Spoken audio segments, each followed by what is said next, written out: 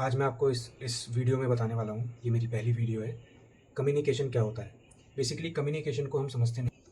तो एक छोटी सी स्टोरी है, मैं उस स्टोरी के बिहाफ पर आपको कम्युनिकेशन के बारे में बताऊँगा। कम्युनिकेशन होता क्या है। बेसिकली क्या होता है कि एक लड़की होती है और एक लड़का होता है।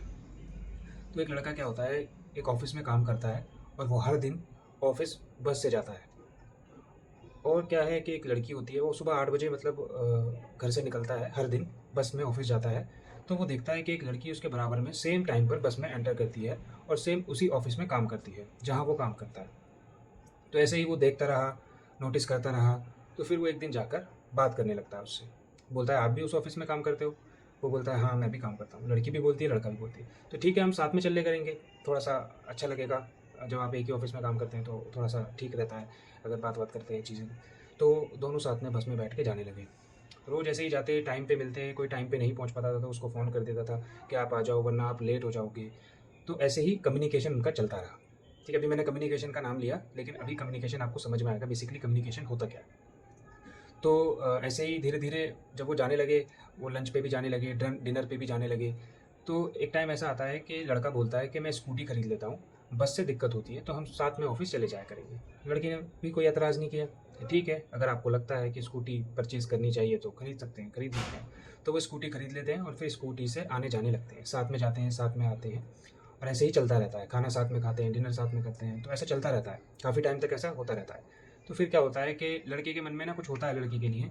तो एक दिन वो लड़की को बुलाता है और लड़की लड़की को एक गुलाब का फूल देता है। वहाँ पे आसपास कुछ लोग भी होते हैं और उसको बोलता है कि मैं आपको पसंद करता हूँ। तो लड़की एक बहुत ही तेज़ उसके थप्पड़ मारती है और चारों तरफ एकदम सन्नाटा हो जाता है।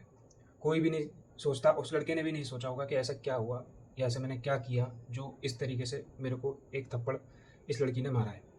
फिर ऐसे ही जब थप्पड़ मार दिया तो वो अलग हो गए, फिर ऑफिस साथ में नहीं जाने लगे। लेकिन लड़के के मन में चलता था कि ऐसा क्या किया मैंने कुछ गलत तो किया नहीं, कभी कोई मिसबिहेव नहीं किया, लेकिन फिर भी उसने ऐसा क्यों किया मेरे साथ। तो फिर वो एक बार बोलता है कि मैं आपसे मिलना चाहता हूँ उस लड़की से। लड़की मना कर देती है। वो कहते लड़का कहता है, नहीं मैं फिर भी एक बार मिलना चाहता हूँ आपसे। वो बोलती है, ठीक है हम मिलते हैं। फिर जब वो मिलने जाता है उस लड़की से, तो वो बोलता है कि मैंने आपको गुलाब दिया और आपको यही तो बोला था कि मैं आपको पसंद करता हूँ, तो आपने मेरे इतनी ज़ोर से थप्पड़ क्यों मारा। तो लड़की बोलती है कि मैं तो मैंने थप्पड़ इसलिए मारा क्योंकि आपके जैसे ना मेरे बिल्कुल आपके जैसे भाई थे। बिल्कुल आप उस उन्हीं तरीके जैसे वो ख्याल रखते थे ऐसे ही आप बिल्कुल उसी तरीके से मेरा ख्याल रख रहे थे। तो मैंने अपने भाई को आपके अंदर देखा, तो इसलिए मुझे अच्छा लगता था आपके साथ। तो मोरल ऑफ द स्टोरी क्या है कि वो बात करते थे और अगर उन्हें कोई और भी देखता तो यही लगता कि हाँ आपस में उनके कुछ हो सकता है कि हाँ वो रिलेशन में आना चाहते हो या एक्स वाई जेड इस तरीके का कुछ। लेकिन कभी ये बात तो सब कुछ ठीक चल रही थी, सब एक दूसरे को समझ रहे थे, लेकिन कम्युनिकेशन क्या गैप था।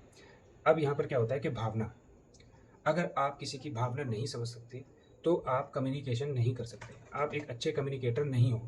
तो इस स्टोरी के अंदर जो मैंने आपको बताया है, इस स्टोरी का सिर्फ मतलब यही है कि कम्युनिकेशन जो होता है वो होता है भावना से। अगर आप किसी की भावना समझ सकते हैं तो वो कम्युनिकेशन होता है। इस तरीके की और वीडियो देखने के लिए NS टेक्नोलॉजी को सब्सक्राइब करें।